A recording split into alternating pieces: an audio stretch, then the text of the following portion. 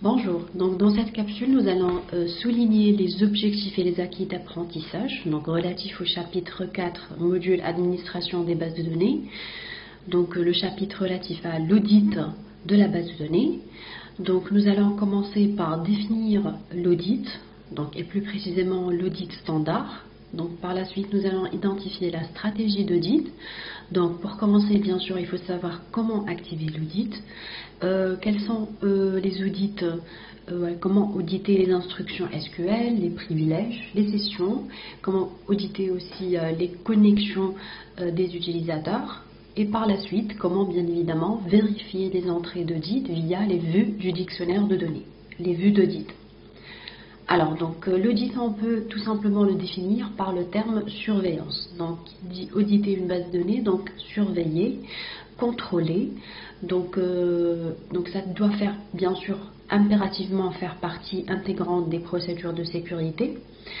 Donc, il existe plusieurs outils intégrés d'Oracle pour faire l'opération d'audit. Donc, ce qu'on va voir, ce qui fait partie déjà de vos acquis d'apprentissage du module DBA, c'est l'audit standard. Donc, nous allons ensemble souligner l'audit standard et bien sûr comment l'activer et comment définir sa stratégie. Alors, bien sûr, la première étape commence par l'activation de l'audit. Donc, comment on va activer l'audit? Donc, c'est via une commande système quand on exécute via la ligne SQL. Donc, on va le voir par la suite ensemble. Donc, il y a deux moyens de l'activer. Soit on l'active momentanément pendant l'instance courante, soit on l'active d'une façon permanente. Et dans ce cas, il faut écrire cette activation au niveau du fichier de paramètres, donc SPFile. Donc par la suite, ce qu'il faut spécifier, c'est comment les entrées ou les enregistrements d'audit vont être enregistrés.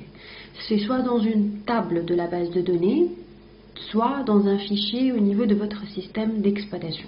Donc ça, c'est les options d'audit, donc comment les entrées vont être sauvegardées, soit dans une table de la base de données, soit dans un fichier. Donc tout ça, bien sûr, on va également le spécifier lors de l'activation de l'audit, via la commande alter system set audit trailer. Donc ça, c'est la commande qui permet tout simplement d'activer l'audit. Alors, pour vérifier bien sûr si l'audit il est activé au niveau de votre machine, on peut tout simplement, en étant connecté avec le compte 6, bien évidemment,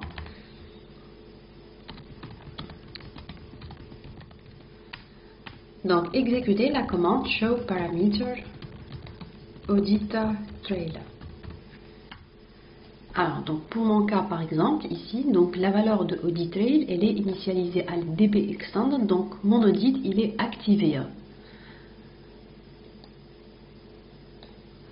Alors, par défaut, normalement, la valeur qui devrait exister si l'audit il est désactivé, c'est la valeur known. Donc ça, c'est les différents paramètres qu'on trouve, différentes valeurs qu'on trouve via le paramètre audit rate. Donc si la valeur known est spécifiée, c'est que l'audit il est désactivé, il n'y a aucune collecte des enregistrements d'audit. Donc les enregistrements, par exemple si on spécifie l'option OS, les enregistrements, l'audit il va être activé, les enregistrements vont être plutôt collectés au niveau d'un fichier de votre système d'exploitation et plus précisément, on veut voir l'emplacement du fichier via le paramètre audit file desk. On peut également faire par exemple show parameter audit file desk. Là, il vous montre l'emplacement par défaut du fichier au cas où on spécifie l'option OS. Le fichier d'entrée relatif aux traces d'audit sera enregistré dans cet emplacement. Maintenant, si on va spécifier DB, c'est qu'on va activer l'audit et on va enregistrer les entrées d'audit dans une table système de la base de données qui est la table E2$ propriétaire par le compte 6. Alors, on peut ajouter à DB l'option Extended. Si on souhaite enregistrer également la requête qui a été lancée et les valeurs bind existantes au niveau de la requête. Dans ce cas, au niveau de la table $, il y aura deux colonnes qui vont être alimentées en plus, à savoir l'SQL bind et l'SQL text qui contient bien sûr la requête committée par l'utilisateur. Alors, donc si on spécifie par contre l'option XML, donc l'audit il sera activé et les enregistrements seront stockés dans un fichier de format XML dans votre système d'exploitation. Alors, si on ajoute Extended aussi à l'option XML, donc en plus du fichier, on aura aussi les informations relatives à la requête exécutée et les valeurs bind existantes au niveau de la requête. Donc ça, c'est toutes les options d'audit. Donc on peut affecter aux paramètres Audit Trail afin d'activer donc notre audit. Alors donc si vous voulez, on peut faire un exemple. Donc déjà mon audit il est déjà activé. Donc ce que je vais faire, je vais essayer de modifier sa valeur. Donc Alter System.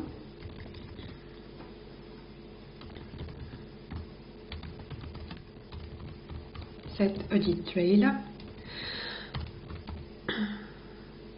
égale, donc par exemple c'était DB, donc je vais maintenant le rendre DB Extended, donc c'était DB Extended, maintenant je vais mettre DB Scope égale SP File. Donc réellement cette option permet de spécifier que l'audit il va être activé et que donc cette activation elle va être écrite au niveau du fichier de paramètres.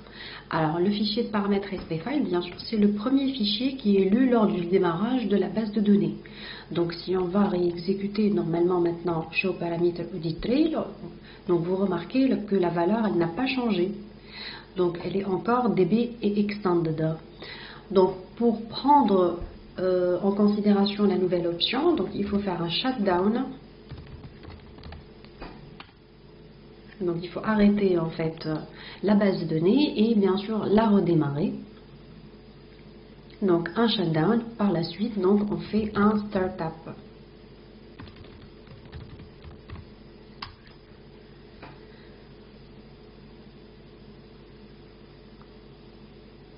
Alors donc ça c'est les étapes d'activation donc de l'audit.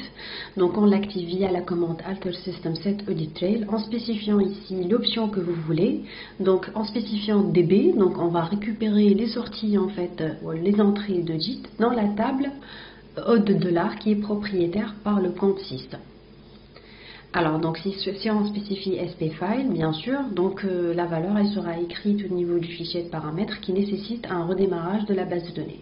Donc on peut également spécifier scope égale memory si on veut garder en fait activer l'audit seulement pendant l'instance courante. Donc sinon on a la possibilité également d'écrire both, c'est-à-dire de l'activer pendant l'instance courante et bien sûr lors du redémarrage, la valeur elle va être écrite au niveau du fichier du paramètre. Alors donc ça c'est qui concerne en fait l'activation, donc la première étape dans la stratégie d'audit. Donc c'est comment activer un audit. Bien sûr il ne suffit pas tout simplement d'activer l'audit, il faut également dire explicitement qu'est-ce qu'il faut auditer. Alors, donc on peut dire que l'audit en fait standard, il est réparti sur 4 niveaux. Donc ce qu'on peut auditer, c'est les commandes LDD, donc tout ce qui est Create, Alter, Drop. On peut aussi également auditer les privilèges système, on peut également auditer les privilèges objets. Donc, et on peut également aussi auditer les connexions, déconnexions à la base de données. Donc la commande d'audit, donc c'est commence par le mot-clé audit. Donc par la suite, il faut spécifier la commande ou le privilège qu'il faut auditer. Donc si on veut faire un audit ciblé, on ajoute la clause by, donc en spécifiant le nom de l'utilisateur, donc qu'on veut auditer. Par la suite, il y a d'autres options comme by session et by access. Alors c'est quoi la différence entre les deux? Donc by session permet d'ajouter un seul enregistrement, une seule entrée d'audit, indépendamment du nombre de commandes SQL lancées en même temps. C'est-à-dire, donc si je vais lancer 100 insertions au niveau d'une table X, et la table et l'opération déjà d'insertion, elle est auditée, il y aura une seule ligne ajoutée comme entrée d'audit, si je spécifie l'option by session.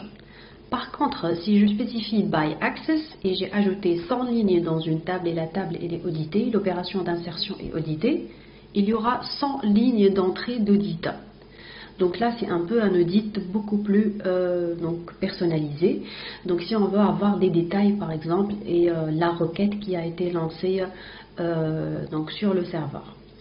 Donc, on peut également ajouter whenever not successful ou whenever successful. Sinon, donc par défaut, il sera actif pour les deux, c'est-à-dire si la commande elle a été aboutie ou non aboutie avec succès. Même si on a une commande avec une erreur de compilation, on peut auditer cette commande et avoir une entrée, bien évidemment, d'audit.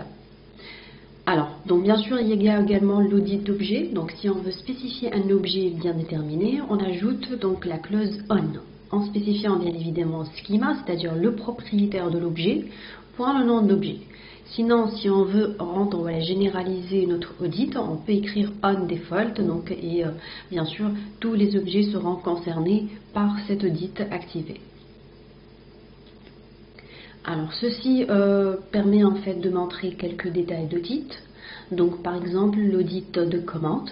Donc, si on veut faire un audit non ciblé, par exemple, pour auditer toutes les commandes LDD qui affectent une table, donc il suffit d'écrire audit table.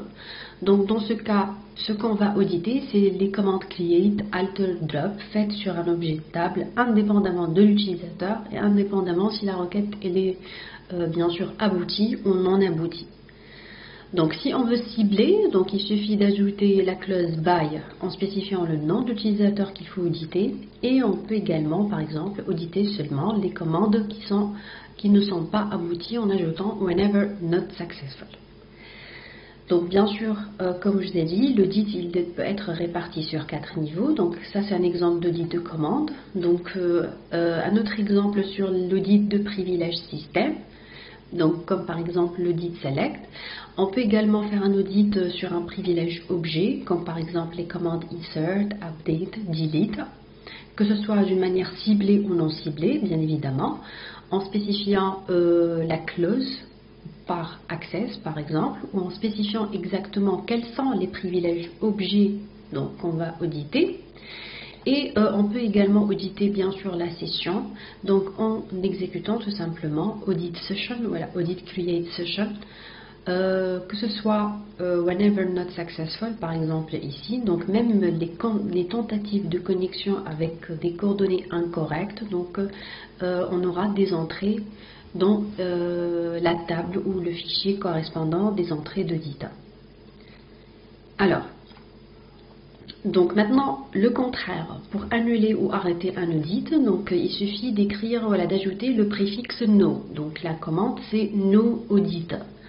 Donc par exemple ici, no audit session permet d'arrêter, voilà, d'annuler donc l'audit des connexions. Donc ce qu'il faut savoir en fait, c'est que au niveau de la version 11G, donc certains audits sont activés par défaut, comme par exemple l'audit session. Donc l'audit session il est activé par défaut, c'est pour ça si vous allez vérifier déjà, vous allez trouver qu'il est en train d'incrémenter à chaque fois on fait une connexion indépendamment de l'utilisateur. C'est parce qu'il est activé déjà par défaut. Pour vérifier maintenant nos entrées d'audit, et au cas où bien sûr on a spécifié l'option DB ou DB Extent, donc on peut vérifier via les vues du dictionnaire de données. Bien sûr la table $, c'est une table propriétaire par le compte 6, donc elle n'est pas accessible donc directement, donc c'est pour ça il y a des vues qui permettent de détailler les informations de cette table, parmi lesquelles donc la vue la plus globale, donc c'est DBA Audit Tray qui regroupe toutes les entrées d'audit. Donc il y a aussi également DBA Audit Object, donc on peut par exemple détailler sa structure, DBA Audit Object. Donc c'est une vue qui permet de détailler les entrées d'audit par objet, donc en spécifiant le nom de l'utilisateur, l'operating system username, donc pour spécifier le nom de l'utilisateur machine à partir de laquelle il s'est connecté, timestamp la date de l'action, l'object name, donc le nom de l'objet sur lequel a eu donc l'action, l'action name, etc. Donc, et on a ici les deux colonnes spécifiées, donc SQL bind et SQL text, si on a bien sûr ajouté l'option extend lors de l'activation de l'audit. Alors, donc DB Audit Session maintenant. Donc DB Audit Session, elle permet tout simplement de donner juste les entrées relatives à la connexion et déconnexion. Donc par exemple ici, on a le nom d'utilisateur qui s'est connecté, l'action name, donc on aura deux valeurs différentes, log on ou log off pour dire connexion ou déconnexion, bien sûr, et après des détails relatifs à quand est-ce qu'il s'est connecté, quand est-ce qu'il s'est déconnecté, etc. Donc pour vérifier par exemple le nombre, et également ici on trouvera soit les tentatives abouties ou non abouties, donc ça dépend comment on a activé notre audit session. Alors, DBA Audit Statement, donc ça c'est une table qui est aussi spécifique, qui contient des données à part qui existent dans la table DBA Audit Rate, mais qui sont plus spécifiques et qui concernent les instructions, comme par exemple le grant, revoke, donc qui peut être exécuté par un administrateur de base de données. Alors donc ça, c'est qui concerne en fait les différents types d'audit et comment vérifier en fait les entrées d'audit, donc via les vues du dictionnaire de données. On peut également aussi vérifier les options, comment ils sont activés. Donc il y a aussi d'autres vues qui permettent de vérifier les options. Donc comme par exemple donc DBA Obj Audit, donc Options. Donc ça c'est une table qui permet donc par exemple de voir les options d'audit activées sur les objets. Donc par exemple ici, donc c'est les opérations. Donc par exemple del pour dire delete, ins pour dire insert, donc upd pour dire update, cell pour dire select. Et on peut vérifier donc par rapport à l'objet, le propriétaire et le type de l'objet. Est-ce que l'option il est activée ou non? Donc par exemple, je vais vérifier pour une table, donc j'ai une table 1. Donc je fais select, par exemple, je vais vérifier les options au niveau de l'insert et delete. Donc from, et j'affiche l'object name si vous voulez. Donc from DBA Obj Audit Options.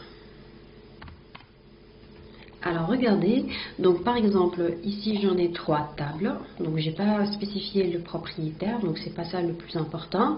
Donc ici les 2 tirés c'est pour dire que l'audit sur la suppression elle est désactivée, donc elle est désactivée pour table 1, table 2 et table 3. Pareil pour l'insertion, au niveau de la table 1, table 2 et table 3, l'audit il est désactivé. Par contre, au niveau de la table 1, l'audit d'insertion, il est activé. Donc là, le S, c'est pour dire by session. Donc pourquoi il y en a 2 S? C'est pour dire, là, le premier S, c'est pour dire whenever successful.